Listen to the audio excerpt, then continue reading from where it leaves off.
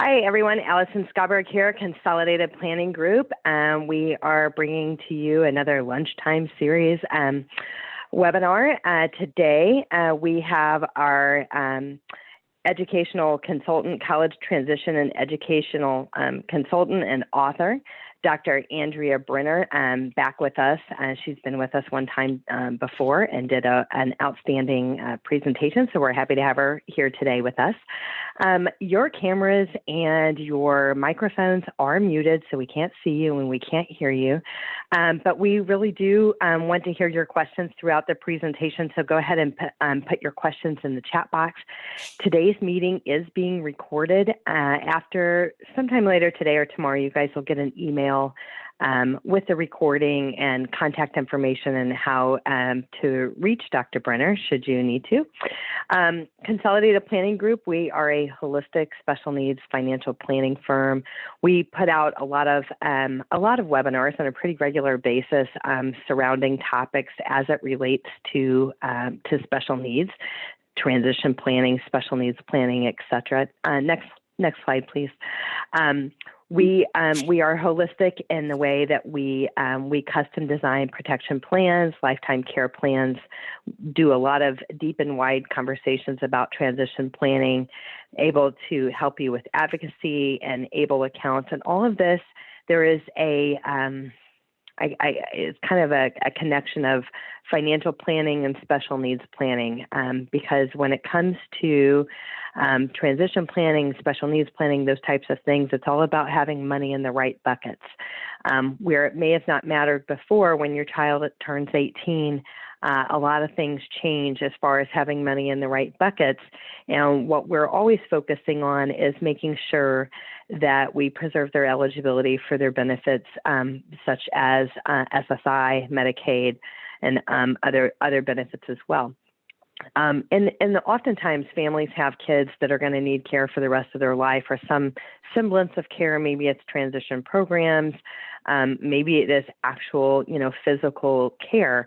And so what we help people do is we custom design plans that include full special needs plans, full financial plans, and a complete Social Security analysis that helps making those decisions a little bit easier. Because we basically, when you have a special needs child that's going to need care for the rest of their life, not just yours, it's almost like a third retirement bucket. We have mom and dad, and then if we have a special needs loved one that's going to need care for the rest of their life, we have to really plan accordingly, especially if we ourselves could spend 25 to 35 years in retirement. So anyway, that is in a nutshell of what we do. And without anything further, I would simply just like to turn it over to Dr. Brenner and have her take it away. Thanks for being with us today. Thank you so much, Allison, and I'm so happy to be here. As Allison said, my name is Andrea Malkin Brenner. I am a sociologist by trade. I was a college professor for 20 years at American University in Washington, D.C., followed by 5 years as a university administrator, creating first-year experience programs for colleges. So today I'm going to be talking to you about building critical adult skills or adulting skills in high school. And this is appropriate for students going into high school, students currently in high school, or those on their way out. And really, the tagline here is it's more than learning to do laundry. And if you look at any of those online lists of all the things your student needs to learn to do before they head off to college, it would seem like all they have to know how to do is separate their whites and their colors, and they're good to go. But in fact, as we all know as parents, there's a lot more to it. So I'm going to talk you through a bunch of material today. As Allison said, this is going to be recorded, so don't feel like you need to take notes. You will be receiving the recording. So the 5 major points I'm going to be speaking to you about today. Number 1, defining the differences between your role as a parent of a high schooler and your role as the parent of a college student. And in that discussion, I'm going to talk a little bit about FERPA, the federal law that is going to protect your students' rights, and some of the trials and tribulations that come with it. Next, I'm going to be talking about the way to encourage and normalize mistakes. Mistakes are a completely normal part of the transition to college. Those of us who are college insiders know they're coming, we expect them, but what we'd like to do is ensure that our college parents have actually spent some time talking to their high school students before the transition to college about not avoiding those mistakes, because those mistakes will come, but about how to handle those issues as they might arise. So I'll dig into that a little bit with you today. Next, number 3, I'm going to talk about how you can work early on some of those teachable and important college life skills.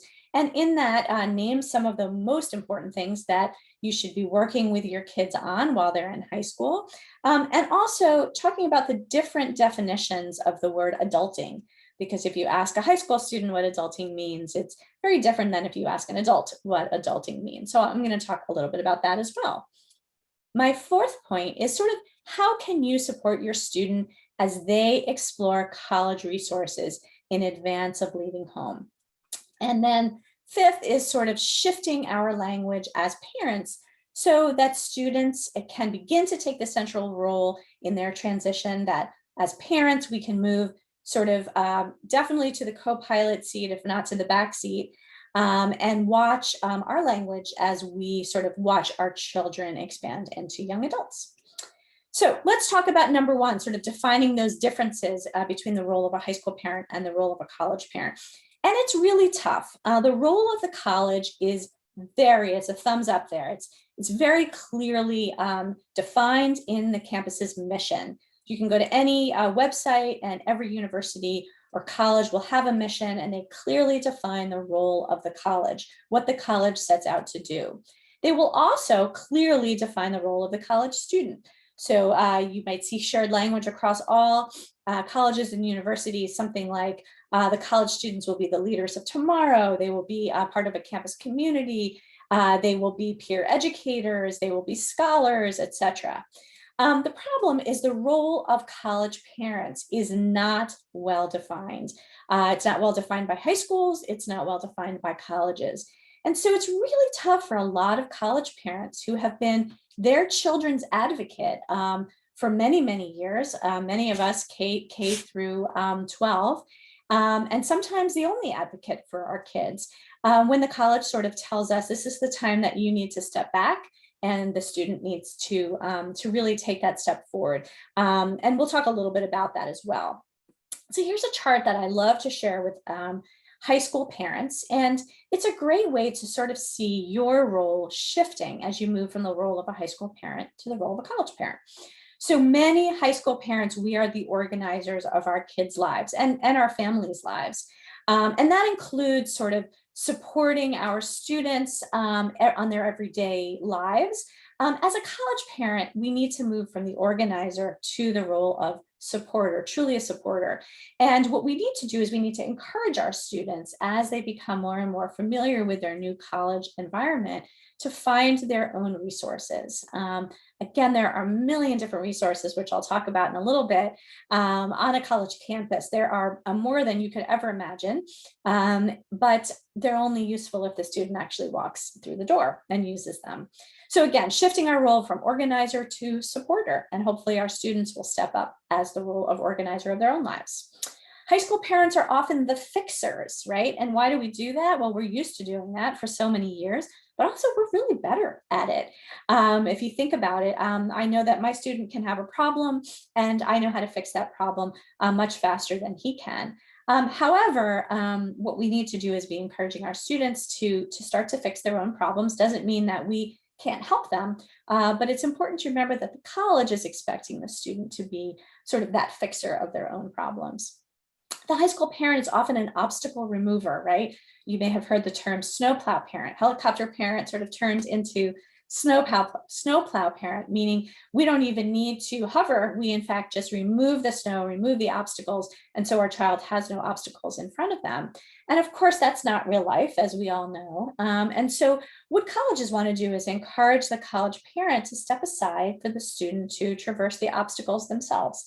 And there will be obstacles. So we're there as supporter, but not there as the obstacle remover. A high school parent often, but not always, has the child living under their roof.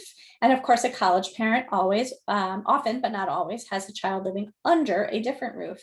But for those of you who hear your parents when you say to your children, well, you live under my roof, but what's going to actually happen when your child moves out and they have a different set of rules and responsibilities? Something to think about.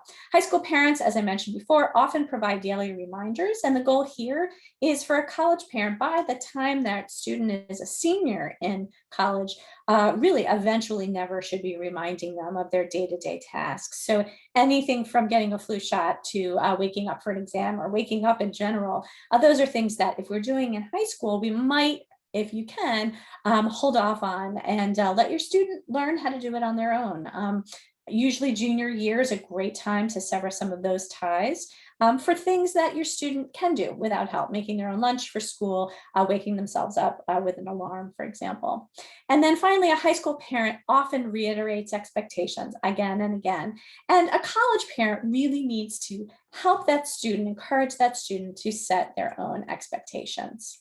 So I mentioned FERPA before, and FERPA is a federal law, the Family Educational Rights and Privacy Act, and it protects the privacy of all student records from when that student reaches the age of 18, or if they are in school beyond high school, even if they are 16 or 17. So this is not a prescriptive slide. I'm not here to tell you if you, as a parent, should ask your students to sign a FERPA waiver. That's a family decision. But unless your college student does sign a waiver, this federal law prohibits the college, and this is across the United States, from providing parents with information about these 5 bulleted points. So your student's disability accommodations, if your student files any kind of accommodations with the disability office, that is between them and the school. Again, that doesn't mean you can't support them, but that office will not be dealing with you as the parent. They'll be dealing directly with the student. And so you actually can't get any information on the student's disability accommodations on campus unless your student signs a FERPA waiver. Your students' grades, that's something as a high school parent, you might be used to being able to sort of log into a portal and be able to see your students' grades. That's not something that you're able to do. You won't receive a transcript directly to you or a grade report. Those grades are now going to go to the student. So unless you have your students sign a FERPA waiver, those student grades are not going to be given directly to you.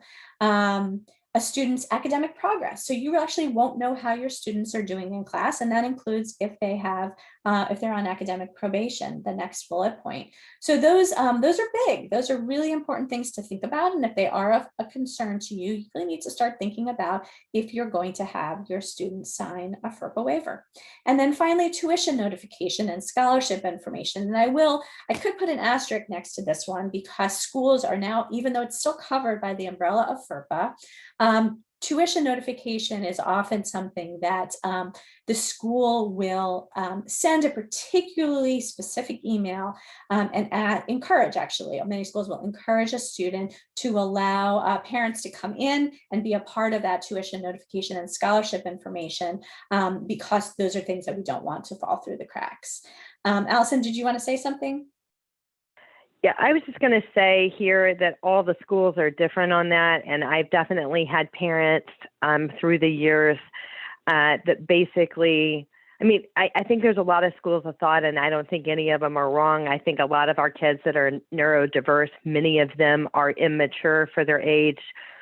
Maybe if they're on the autism spectrum, maybe if they have ADHD or things like that. And so I would say at least the first year is probably a pretty good idea. But there's also the mantra, if I'm paying for it, yes, I'm going to know, so it's non-negotiable, it's not something we're asking our student if they're going to do. So I don't think either way is wrong, but getting it done in the beginning, I think is important. But the only thing I really wanted to mention here that, and you may talk about this, but it is important for you to have a healthcare power of attorney when you send your kids off to school, whether they're, typical or neurodiverse. I think when you're sending your child off to school, they're 18 years old, that healthcare power of attorney is real important in case they get sick or there's an accident or anything like that. And that is just good business. That's all there is to it. And because if they need you and they haven't signed that and they're, incapacitated, I mean, it's a real important document. So I do strongly recommend that. And for some of our population, these are families that are all thinking about guardianship, partial guardianship, supported decision making is something that we have in Texas, Dr. Brenner. And some families, their kids that may be a good fit for college, sometimes they also have a power of attorney that is either standing or it takes effect if the child is incapacitated. So this is the same time. It's just something to put on your radar that you should be thinking about. So thank you for that. I could not agree more about the healthcare power of attorney. Thank you, Allison. And yes, I would agree. And again, as I say here in red, families should be prepared for these new realities and responsibilities. It's not my place to tell you if you should be asking your child to sign a FERPA waiver. And just kind of two different ways of thinking about it. I certainly work with many families who, as Allison mentioned, insist from sort of a consumerism model, I'm paying for this, and I don't necessarily feel that you are responsible enough, student, to be able to follow through on letting me know all of these things. And therefore, I'm going to need to see these things until you're on your feet. And that's a completely appropriate way to go. I've certainly had families who, for the first 2 years, have the student sign the FERPA waiver, because you'll sign it each year. And then for junior and senior years, that's lifted, and they feel that the students made the progress in order to be able to handle this on their own. There are certain things, so for example, the consumerism model, actually the way it works in my particular family, I have a son who's in college. We don't have him sign the FERPA waiver, but he is responsible. He is responsible, since I am paying for his schooling, to get me all of this information. And so that's part of our deal with him. And if he didn't do that, I would actually be asking him for that waiver. So there's lots of ways to handle this. And again, it's not prescriptive. It's for every family to decide.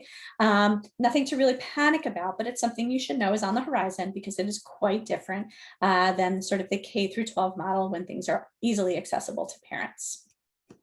Number 2 of my 5 major points is something I would certainly say again and again, which is encouraging and normalizing mistakes, and especially with our neurodiverse student populations. Really, the key here is not to avoid mistakes, but to discuss with your children in advance how to handle those mistakes. So here are some common first-year college mistakes, and I would say most, if not all of these, will happen to all of our college students in their first year of college. They will most likely lose or break something important, as sad as that is. That might be something as expensive as a laptop.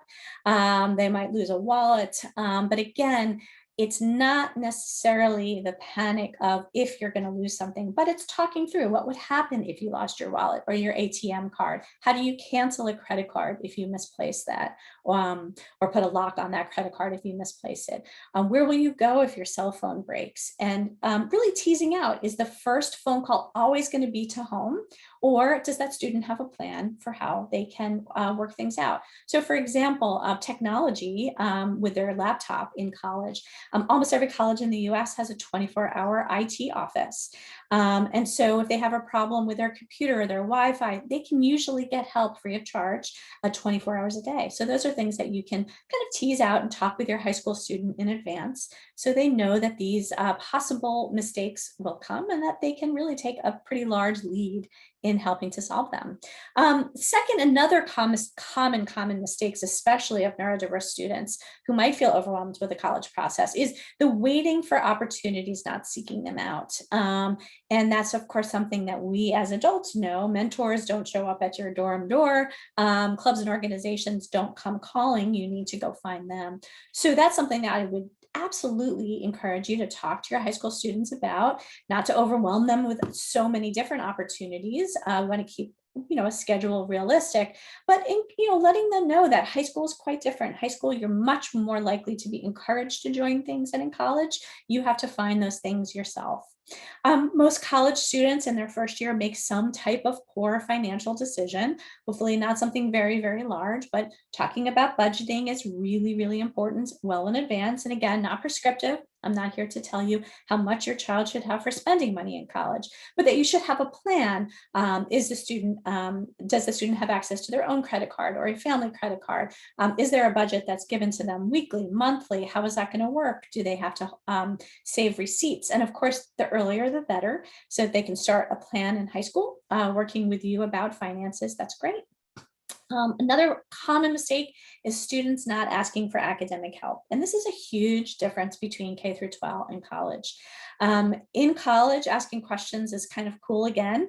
K through 12, it's often the mindset, especially of high schoolers, who think if I ask a lot of questions, I just sound like I don't know. And maybe I'm not as smart as people who don't ask questions. And in college, it's very, very different. And that's something that takes a lot of first year students by surprise when they see how many students are asking questions. And so encouraging your students to find their graduate TAs and go to office hours and really asking for academic help. That academic help might be coming from a writing center. It might be coming from a disability support center. It might be coming from English as a second language center. Whatever those resources might be that your child needs, really asking for that help is a wonderful, wonderful way, and normalizing it, that's a big part of the college process. Missing or failing an assignment is something that we see again and again. Either the student sleeps through a class, they forgot something was due, they're not used to a system where they're not reminded by their teacher again and again about a project being due. That's a mistake we see all the time with freshmen in their fall semester is they come to class and the other students pull out their paper that's they're handing in, and that student says, oh my gosh, I didn't realize it was due today. And that's so common because they're used to often a high school teacher who was reminding them, don't forget next Thursday, 3 more days until your paper is due. And now they're on their own to kind of keep that calendar and figure it out. And finally, a lot of first year college students make a poor social decision. That's usually about friendships or the in or out group, doing things on their own. It could be drugs or alcohol, but the idea of making those poor social decisions because it's so normative, it's something that I really encourage families to talk to their kids about before they head to school. Allison, did you want to say something? I just wanted to mention that a lot of the universities have programs, and you don't always see them because there's so much on their websites, but they have programs that you can apply for that will be alongside. They're free. Your student for a number of different reasons. It could be from an ethnic background. It could be a first-generation college student. It could be one that has disabilities. But these programs, they're pretty cool. They have their own tutoring, private tutoring centers, one-on-one tutoring as opposed to group tutoring. It's free. Sometimes they have free books. There's a lot of benefits to that. And you will want to look for those and apply for those early because the slots do fill up. But I have seen those alongside programs. They're all called something different, be really, really helpful to their first year students. I've seen some students stay in them for 4 years. I've seen some students got the help that they really needed first year. And these people these programs kind of take it off at you of like, well, did you get tutoring? I mean, they're working with your student and like best practices of how to be an effective student and what and when to ask for, and helping them cut through red tape that maybe they don't feel equipped to cut through. So anyway, I just wanted to mention those because I've seen those programs be really helpful. Thank you for mentioning that. You're absolutely right. And some of those are national programs. They're often called affinity group programs. I can think of one for neurodiverse Black women from Maine. So some of them are very, very specialty. And some of them are specifically for that college or university. So when your student is, really whittling down their list of colleges that they're looking at, and you're weighing the financial concerns, that's something to really take a look at, is all of the learning support that your campus is offering. So common first-year college student challenges, different than mistakes, but challenges, just some things that you should be aware of. Financial aid, of course, is a big one, and having a discussion in advance with your student about how much your family is paying for that college experience, where that money is coming from, who's going to be paying that money back. That's an important conversation to have. Getting homesick is something I hear a lot. Oh, my student will be fine. They went to summer camp, or they've had lots of sleepovers. And there's something very different about that kind of environment when you're spending, a little bit of time and then coming home, rather than moving to a new community, which is becoming your new temporary home. And so this homesickness isn't always for, mom and dad, or it could be dog. Pets are a huge moment of homesickness, but also home culture. Food is a big one that we hear a lot about. I can't find the spicy food from home in my new town or my new community. Another college student challenge are roommate disagreements, and college residence life programs have really stepped up in this arena. And I think this will come a lot of new or rising college parents, I should say, is that almost every residence life program now across the United States, both public and private schools, usually have some type of roommate contract, because roommate disagreements sometimes, especially with political divides, had become really, really rough. And so that you're going to see that. And so that's something that you should know is coming. There are experts on campus to kind of help your student through roommate disagreements. And there usually are a written contract that takes place, that's a living document that can be updated, and everything from, what we're going to do if we don't get along about something, noise issues, eating in the room, visitors, all of the details that the residence life staff would be experts on. The next one is getting sick. And of course, this COVID has put a whole new spin on this.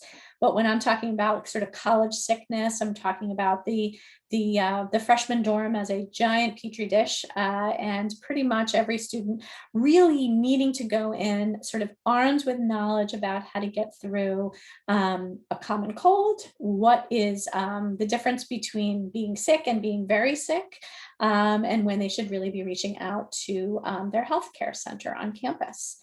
Course selection is another one that becomes a huge challenge for first-year students. And again, they're not going in this blindly. They're going in this with an academic advisor, sometimes a disability studies advisor, often a first-year advisor who's going to help them through the process. So all of these things that seem overwhelming, I hope I'm kind of convincing you that there are people on every campus who are there, who are experts. Matter of fact, there are people on almost every college campus now who are experts on each developmental level of the student. So you'll have a junior specialist or somebody who knows the sophomore brain. And so that's really something that's there. And so when your student is overwhelmed with course selection, it just seems there seems too much, or they know they need to take a class and they feel they've gotten shut out of it because of a conflicting class time, there are people to help them solve those problems. And then I would say the last one, but maybe one of the most important for the social life of a first-year student, is the feeling of not being accepted into a group of choice. And that might be a friend group, it might be Greek life or a sport or athletic group. That's really, really challenging for first-year students. So again, something to talk about in advance, teasing through how you would handle this, especially if your student is one who has a lot of social anxiety. Did you want to say something else? Yeah, I wanted to just kind of touch on the roommate disagreements and things. I mean, that's real for everybody. And I think sometimes it's almost just a rite of passage, like you just have to go through that, like everybody has to learn how they want to live. But what I wanted to say is, in light of the pandemic, in light of kids with disabilities, there are accommodations that you can request from the Office of Disability. So if your child has a compromised immune system and they need to have a private room as a result of their medical condition, those things can be worked out. Many universities actually don't charge more if there is a disability and it is required, under the disability. And I'm not suggesting, I think the socialization is good, but if your loved one has something, maybe they have a BiPAP machine or something that's noisy and annoying, or maybe they have big social anxieties or other things that it's not going to be conducive to learning because they're going to be so stressed in an environment like that. There's definitely fixes for that on campus. And again, work with your Office of Disability on that, and get those accommodations requested, because they definitely can accommodate. I think that's great. Thank you for mentioning that. And in terms of those, any of those disability requests, this should be student facing. So as hard as it is as a college parent who's used to sort of being the one to reach out to the school does expect the student to reach out first. That doesn't mean you can't be on speakerphone asking questions as well. And I know a lot of our students are very nervous about phone business, a kind of phone, leaving voicemails, talking on the phone. And that's something that if they can be encouraged to do, and I'll talk about this in a little bit, in other arenas of their life, it won't be so frightening when they get to college. That's a skill that really needs to be practiced in high school. All right, number 3 of 5, begin early to work on those teachable life skills that they will need in college and beyond.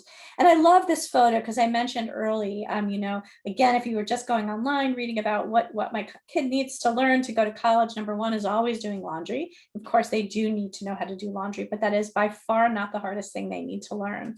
So here are just some of the many college level life skills. And these are things that you can start as early as 8th grade to teach your kid how to do.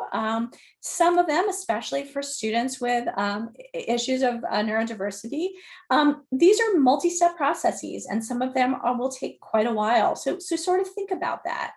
So of course, as I said, number 1, how to do laundry, iron, and basic sewing.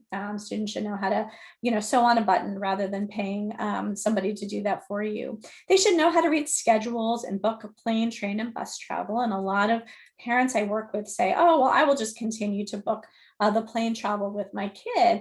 Now that we know how to screen share with Zoom, it's super, super easy for you to be a part of it, but let them actually do the booking. But you're actually on the computer seeing what they're seeing. FaceTime is another great way to do it. So that's something that maybe the first time that they book a bus ticket, they do with you sitting next to them, and you do it together. And maybe the next time after that, they're sort of on video chat, or you're sort of on video chat while they're doing it. So incremental changes as they learn how to take these adulting roles in their life. Simple meal prep, cooking, baking, toasting, microwaving, and knife skills are huge. A lot of parents are surprised because almost every college in the US does require student their first year to be on a meal plan, usually a full meal plan, 3 meals a day, up to 7 days a week, at least in their first year.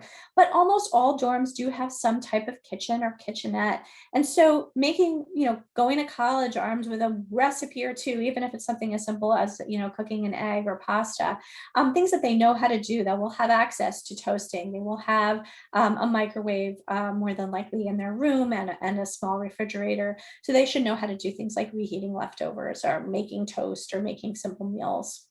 How to care for and clean their living spaces. Again, so simple for those of us as adults who know how to do this, and maybe many of your students already do.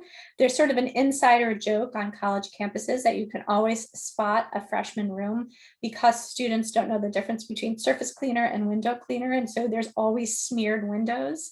And again, these are simple things. You could teach them in a day how to do this, but which different cleaners you need for which different surfaces. Of course, COVID has added a whole new level of interest here in terms of keeping things clean and sanitized.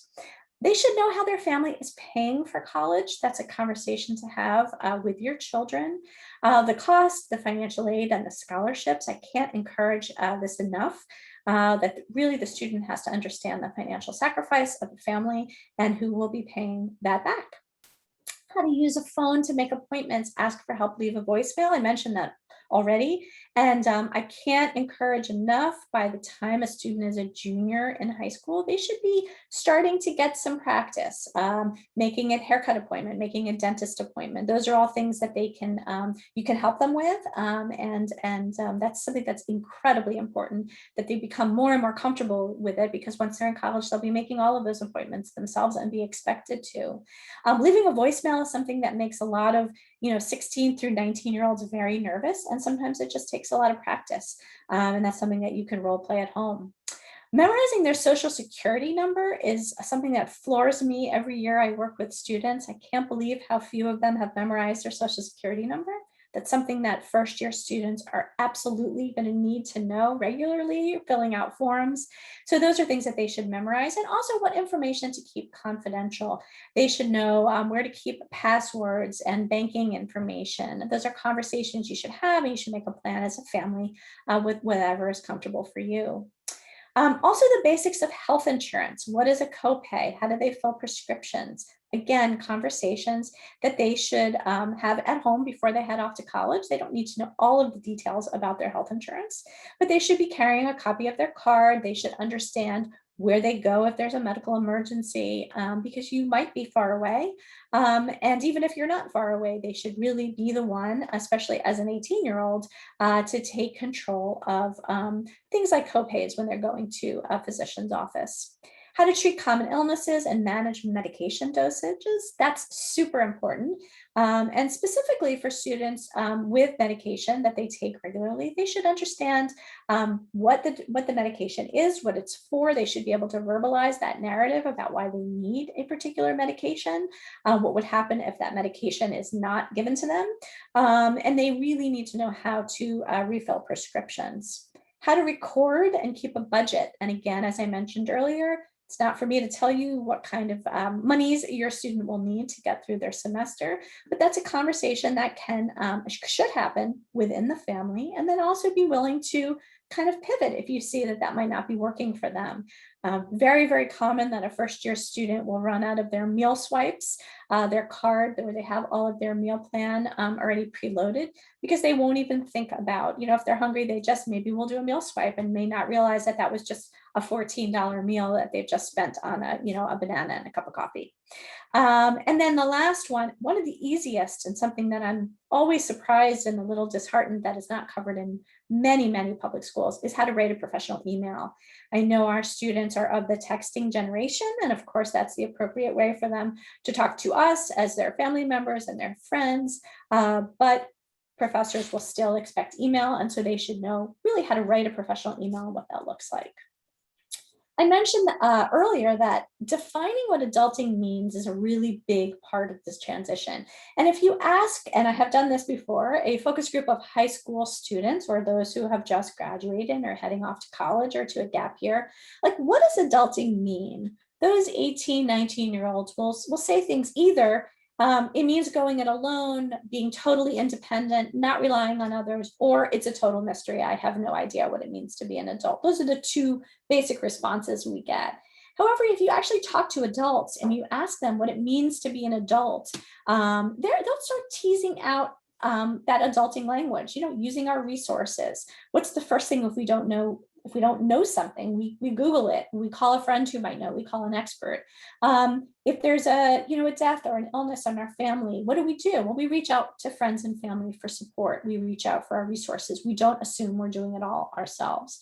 And I can't stress this enough, but it's a wonderful gift to give our high school kids if we can kind of tell them that adulting isn't really what they think it is. It doesn't mean doing it alone. It means knowing how to find help and find resources. And those resources are sometimes mom and dad, but often they're resources on campus. Number 4 of 5 is encouraging you to support your high schooler as they learn and they sort of line up all these campus resources that they will need to use and they would like to use in college. And so here are some, but not all of them. The counseling center. Most new college parents don't realize that most college campuses have counseling centers and have free sessions, sometimes up to 8 sessions free, part of your tuition, you're already paying for it. And sometimes they're by licensed therapists, often they're with doctoral students in counseling programs. And then also counseling centers on campus have access to off-campus therapists for more long-term care. Health centers, either on or off-campus medical providers, those are resources that are at your fingertips. You can find that online. All healthcare centers on campus will have a list of local providers in your new city, and that's a great place to start if you're looking for a specific specialist in that new community. Career Center, and again, not something that a freshman needs to worry too much about. The one thing I encourage first year students to know is where the Career Center is on campus And that's about it. Sophomore year is really when they need to start diving in there. But even the summer after freshman year, that career center can help your students find a summer job. And that's a paid internship or an unpaid internship, or of course paid work. Religious community or spiritual support on campus. That's another really, really big part of sort of that support system for many students on campus. Clubs and organizations, Allison mentioned some affinity groups earlier, peer connections. So that might be something that the student has always loved. Maybe they're the violinist. Maybe they're a student who wants to join some offbeat club that they've never thought of before, a Harry Potter club or a gaming club. But also it's a place to find or come back to passions. So you may have been a student, a child who loved soccer, and then the kids who were really, really good at soccer went on to those upper level teams, but you still loved soccer and never got a chance to play. College is a great place to go back and find other students like you who are just playing club soccer for fun, for that community. Academic support, which I mentioned before, and Allison mentioned as well. The unsung heroes of academic support are those academic advisors and those faculty office hours. Can't stress enough, most college faculty need to hold office hours about 6 hours a week. It's part of their contract to be a full-time faculty member. And so they're there waiting eagerly for students to come to their office. Yes, it's a little bit overwhelming for new students, especially those who are shy, but these are faculty who are willing to talk to students, and it's a great place to go through proofs of a paper, ask questions about an assignment, and then certainly if your student receives a grade that they're not thrilled with, to bring that grade and ask questions about how they can do better the next time. And then of course, as we keep talking about disability and learning support, an absolutely wonderful place to start. And all of those learning support offices will have an online presence that your student can start looking at. So if you are at the place where you're thinking about making a list with your student about colleges that they might consider, disability and learning support offices, I would say that's one of the first things you should be looking at when you're looking at the resources on campus. Allison, did you want to say something? Dr. Brenner, I cannot stress that enough to our families with their kids that have IEPs or 504s. If you know that your child, your adult child needs accommodations, I know that most people kind of do this backwards, but first I would research the schools that have the major that your child is interested in, and then I would evaluate those schools by their Office of Disability. I mean, literally, when we were doing college tours, we were interviewing the Office of Disability. It is super important. They are not all created equally. The school might be fabulous. The Office of Disability might not be so hot. A lot of them do a good job. Some of the other smaller schools or private schools, their Office of Disability are underfunded or understaffed. This was my experience when we were going through this with my daughter. So know what you want or what you need. Like for instance, we needed audiobooks, we needed voice text recognition software. There were some things that we needed. And yes, I'm completely aware that I can pay for that myself if I want to. But the good offices of disability have those tools for you, and you don't have to pay for them out of pocket. And so I would just say really choose wisely on that. I think it's really important. We did this and we had really, we've had a great experience. But I think that, you can be working with both hands behind your back if the Office of Disability isn't great. Absolutely. And it's a place to go. If you're going to go do a campus tour, you should be stopping by that disability support office to ask lots of questions. And they are there and hopefully we'll be able to answer those for you. Finally, one thing I cannot stress enough to high school parents is to begin to shift your language, our language, from problem solving, which has been our MO from K through 12, to solving sort of words of encouragement. So we have done this problem solving for so many years. Our child has a problem, they say, Mom, I have a problem, or Dad, I have a problem, and we go boom right into problem solving or fixer mode. And if you can slowly, whatever age, whatever development level your child is able to do this, but certainly by junior year of high school, start to turn the questions back on them. So for example, refrain language, if you can, reframe that language used by young adults when they come to you and they say, what should I do? We'd love to encourage them instead to have the same problem, think it through, and instead of the what should I do problem, they could come to you with, here's my plan, I've thought it through. What do you think, mom? Or what do you think, dad? Or tutor or teacher, or whomever they're going to for support. And again, if you got one thing out of this presentation, I would say this slide is probably the most important, and the earlier the better. Now, does that mean that they're going to come up with a great plan? Absolutely not. And the younger they are, probably the less well constructed their plan is. But the idea is for them to start those wheels turning about problem solving, knowing that problems are normative. And in fact, we're there to support them. But if we can really try hard not to be the fixer immediately and turn it back on them. And again, this is going to be so helpful when they transition to college, because if they do have a problem and they go to their academic advisor's office and say, I have a problem, what should I do? That advisor is going to turn to them and say, well, think about it. What's your plan? What do you think you should do? And so the earlier, the better for starting to think about problem solving that way. That's probably the best words of support I can offer to high school parents.